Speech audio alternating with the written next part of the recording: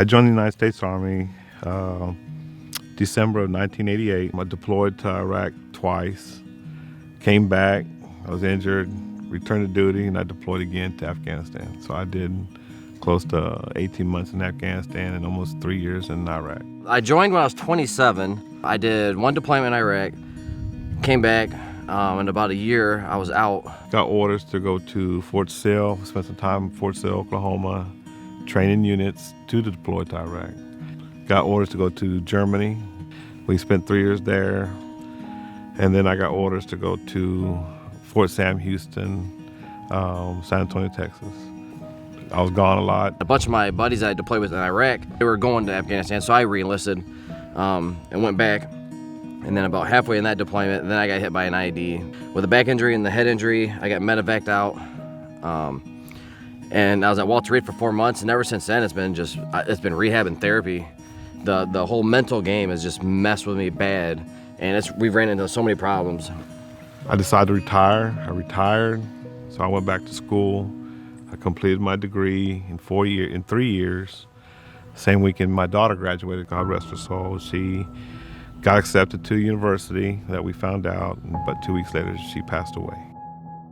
I knew we needed to take a step back and reconnect, especially with our daughter. We had been through some really dark, rough times. The first retreat we went to was in Granby. Our daughter was just over a year or so, and that was another huge transition for us. It was almost like a state of hopelessness when we got there. This was kind of our last shot of, we got to figure this out, or I need to take Savannah and take some time apart from him while he figured out his own stuff. As a soldier, I was going through, through PTSD and all that, getting resources to help me, but there was no help for families. So I decided to sign up Project Sanctuary.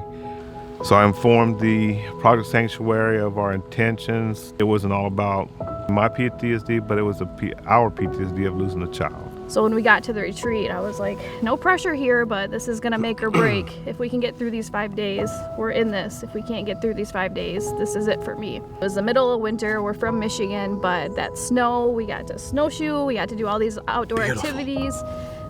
She went ice fishing, and she was like this big, but she was still running around in the snow, and it made amazing memories for us, and it allowed us to reconnect to the point that we were like, all right, we're in this long term. Savannah's a part of this picture too, and we got to figure this out for all three of us. Within day one, when everyone introduced themselves to us, when we met the volunteers, when we met the other families, I finally had that spark back of, okay, deep breath, let's see how this goes. Not alone, other people there. Yeah, and just being able to unplug, put the phone down, put the rest of our lives down for that moment and be present, and that's exactly what we needed. You know, they say that with time heals all wounds. That's not necessarily true all the time. So we were headed into a place of pure disconnection, wallowing in our own grief versus grieving together. And this has helped us reconnect.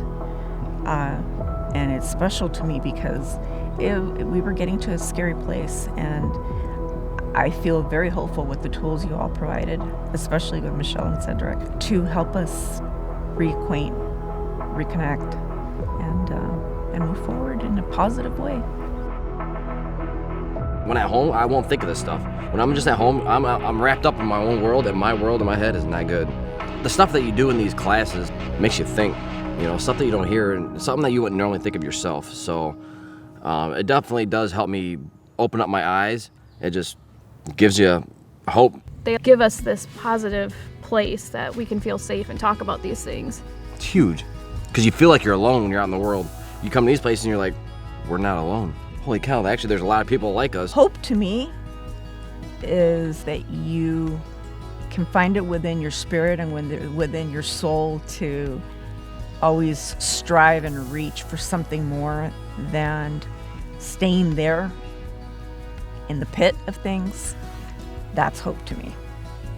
At the bottom of the valley, that's the only way to go is up from there. And that's why you look for programs like this. That's why you engage in programs like this and take as much out of it as you can, because this is the stuff that works. This is the stuff that helps, and 100% it's worth it.